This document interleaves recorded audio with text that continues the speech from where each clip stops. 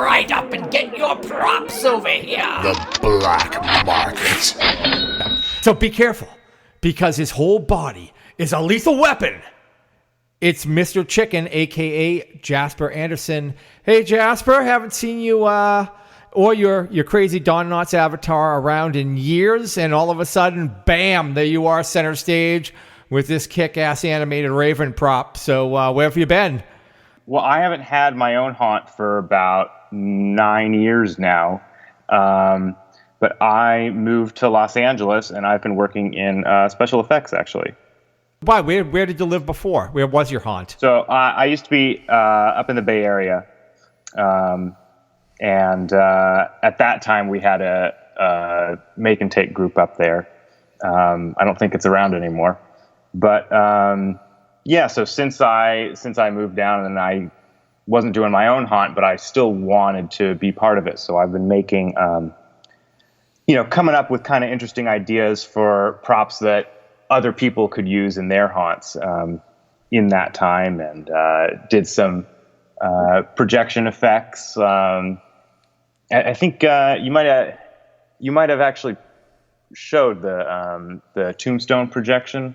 Yeah, I did. I think I talked about it, or had you on the show at one point, or no, I don't remember.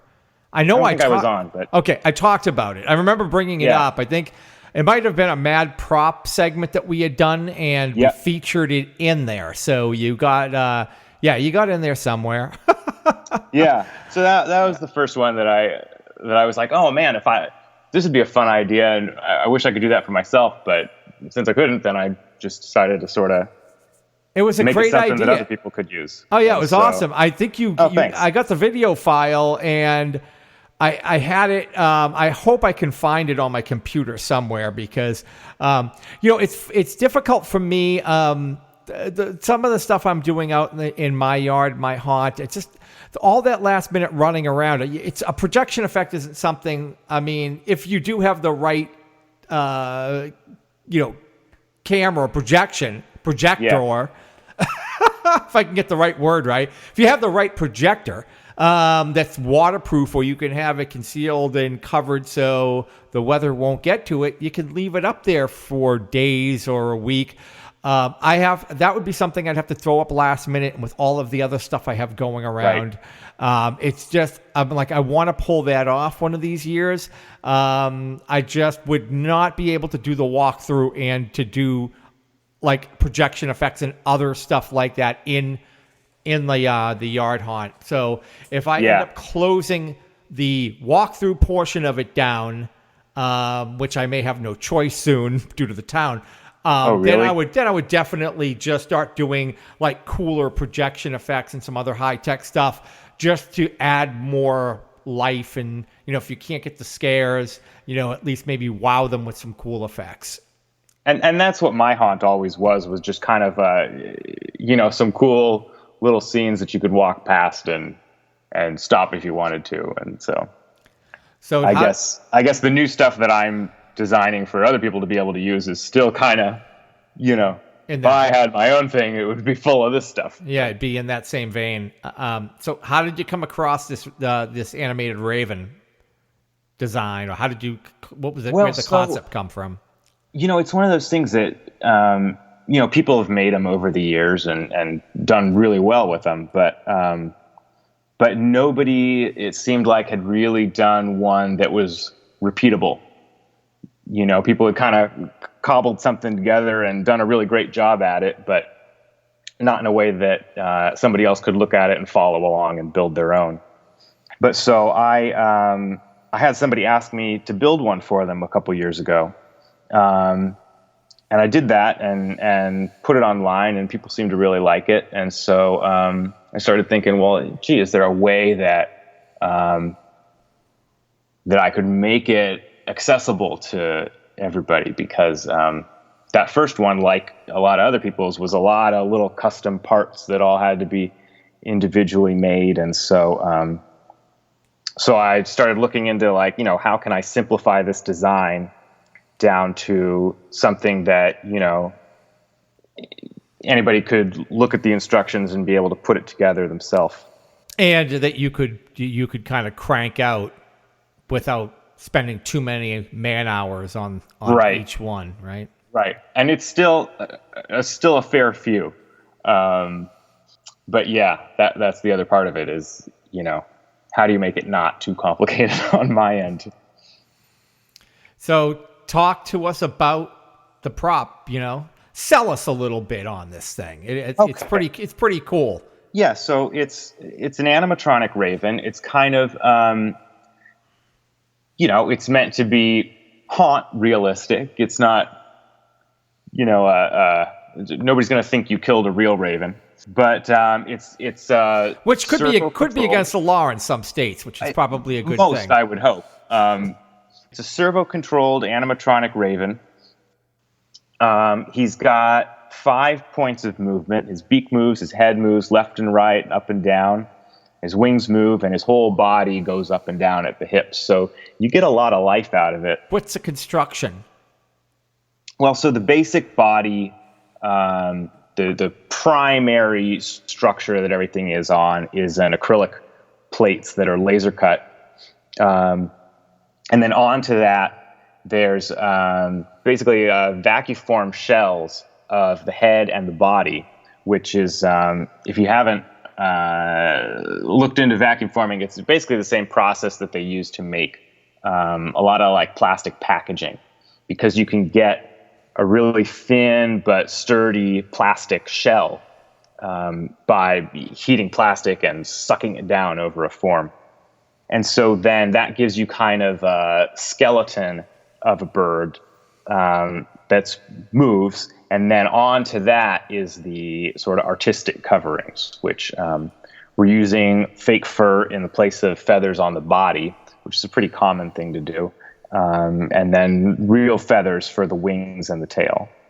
The feathers come in the kit as well, or is it something you have to get on your own? You're getting all the feathers and the fur and all the parts, but you're basically, I'm on my end, I'm sorting out all the, 6 of this screw, a dozen of that screw, face shell, body shell, and then you're going to be the one taking all the pieces, following. I'm going to have a video how-to of it. So I think that's going to be the easiest way to follow along exactly through the steps.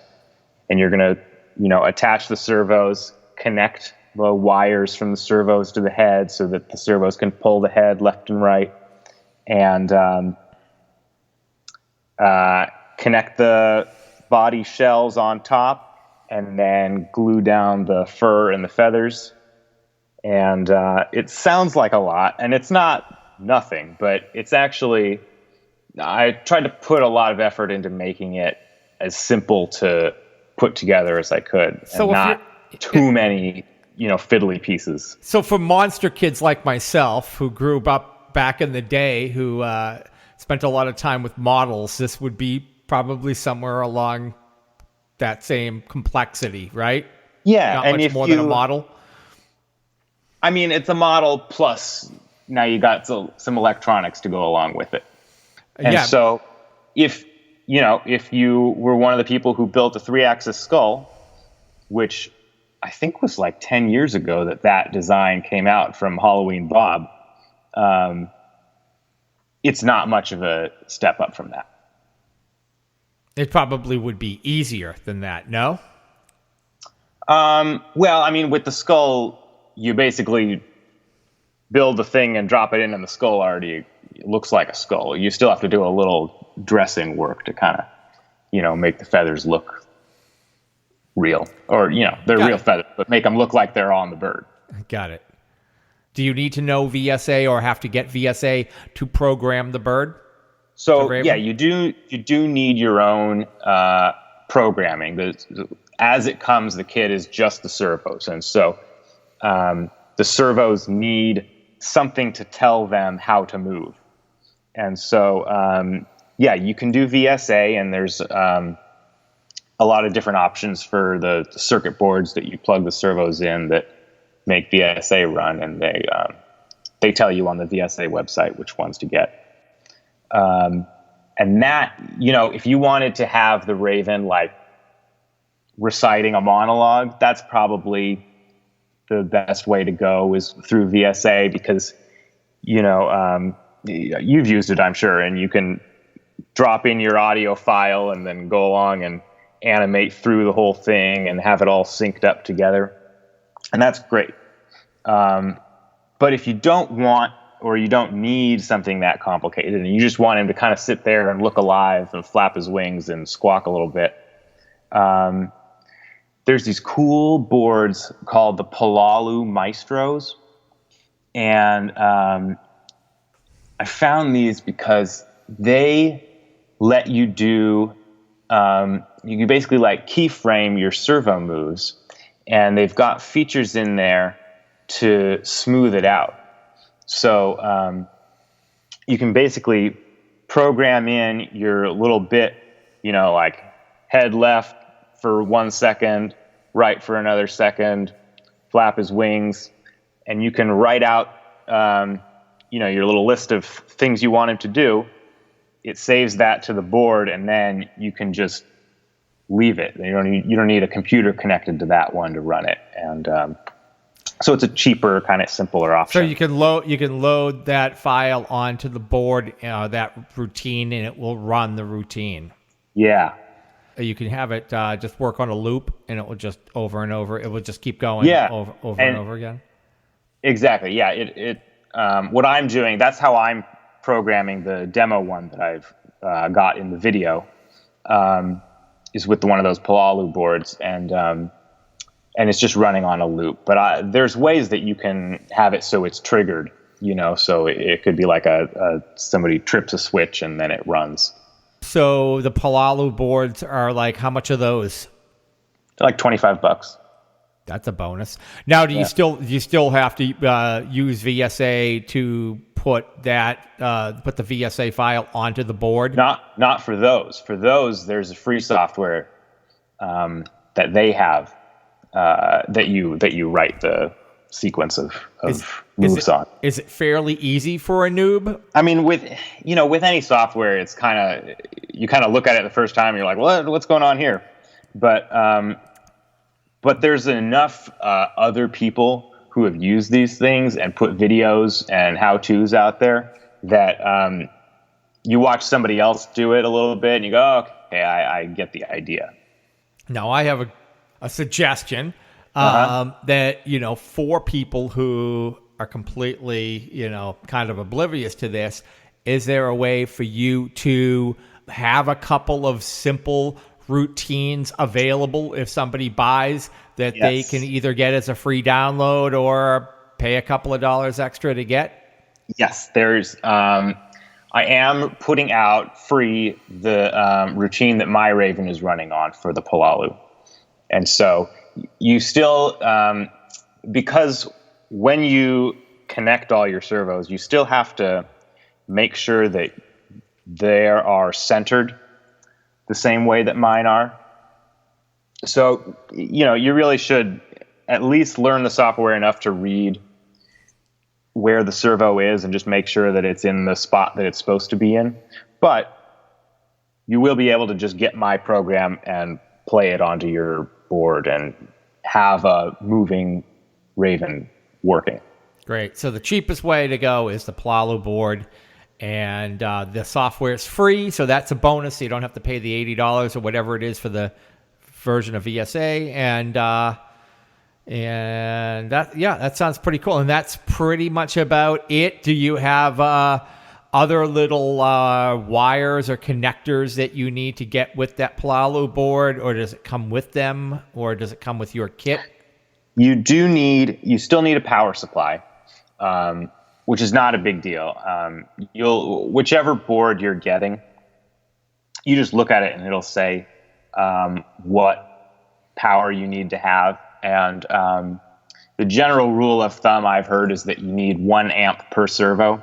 So where you're safe at with any of the things that I've recommended is if you get a 6-volt, 5 amp power supply, and it can be more than 5 amps because amps are kind of, better too many than not enough, different with volts. But if you get a 6-volt, 5 amp power supply, which are like $12 on Amazon, that'll set you up. So that's pretty much about it, right? You just have to spend an hour or so to put it together, then learn the Palalo software, connect the board up, and then basically hit play. Yeah. And then you've got a animatronic Raven, which, I think is something that we've all wanted at one point or another. It's very cool. I've come across at least one person who built one out of like an RC car or something like that. And I remember seeing it and saying, hey, man, could you build me one? How much would it cost? And I don't remember what he said. I think, if I'm not mistaken, I think he said like $250 or something like that. But he said like, but I really don't have time to do it right now. Maybe later, hit me up, because he wasn't looking to do it as a business. He was just showing off his little masterpiece. So when I saw yours, that came right back to me, and I'm like, oh damn, that's I remember seeing that and saying I wanted one of those because that's a cool little item for a haunt. There's certain things that you like, an owl or something like that. Maybe you want it, maybe one of your next projects. But I remember looking around and trying to find a realistic looking owl for my haunt. Could not find one anywhere. Yeah.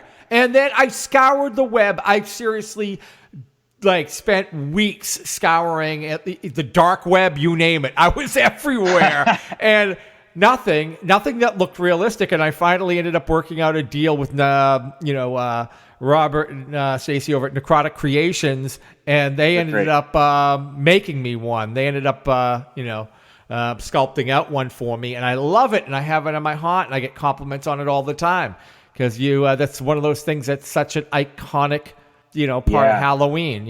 Ravens, the black cats, the owls, bats, ravens. Bats. Maybe that's another one in the works for you too. I did a projection for bats where it's just like the shadows of bats flying past. So you just kind of like throw the projector off to the side a little bit, and you get this little like there's bats, flying around. Yeah. What's great? Well, the great thing about projection, like doing the video effects, it's a digital. Once you make it once, you can replicate it.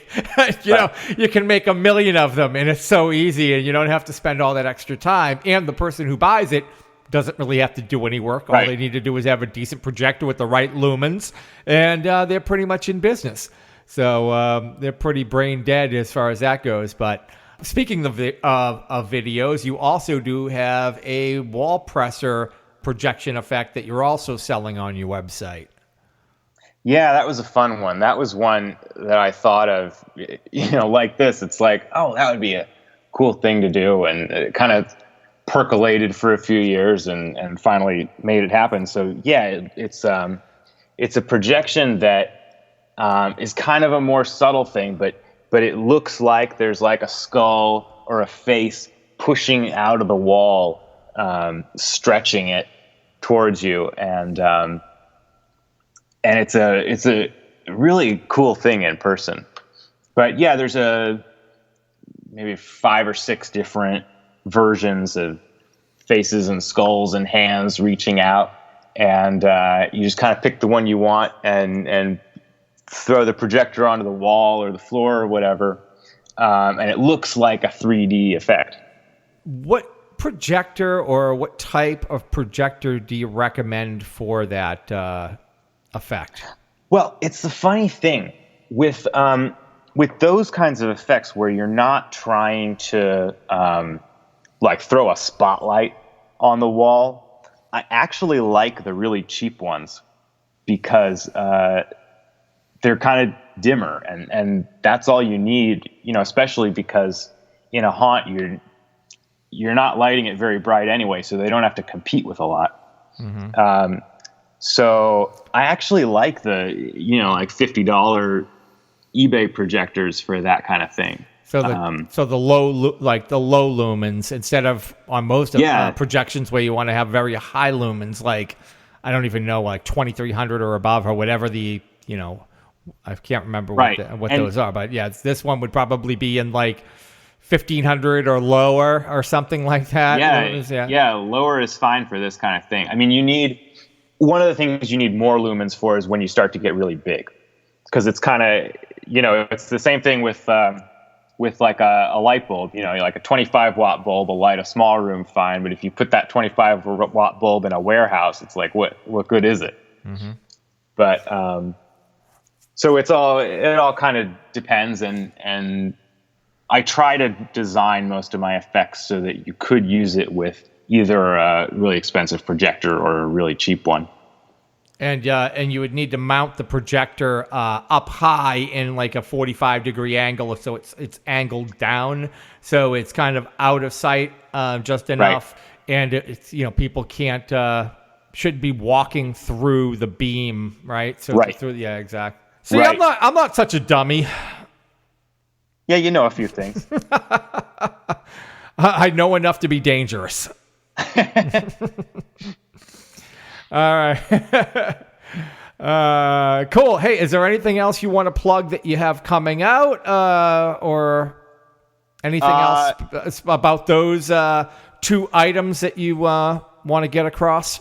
The Raven is the big and only new thing for this year, and what's next, I don't know. But I'm really pleased with how it came out, and I'm really looking forward to seeing what people do with it, because, there's some opportunity to kind of throw your own little touches in. I haven't told anybody this yet. The eyes on the Raven are actually exactly the same size as a 10 millimeter LED. So if you wanted to cut those out, you could fit little red lights in there, no problem. And get a red-eyed Raven. Which is, I think people have fun with. So you have two different kits. You have one that has no servos and one that has servos included. What are the price ranges on those? And I think you have a limited time on that price before it goes up or something, right? Yeah, it's $165 without the servos and $265 with the servos, and that's until July 6th. And then after that, it's going to go up. So you better get a move on, people. I better get my order in quickly then as well.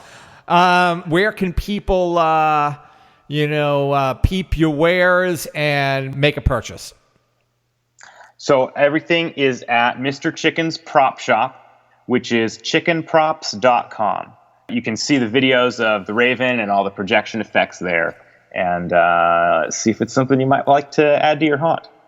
And you can go ahead and like his Facebook page and any other social media you on.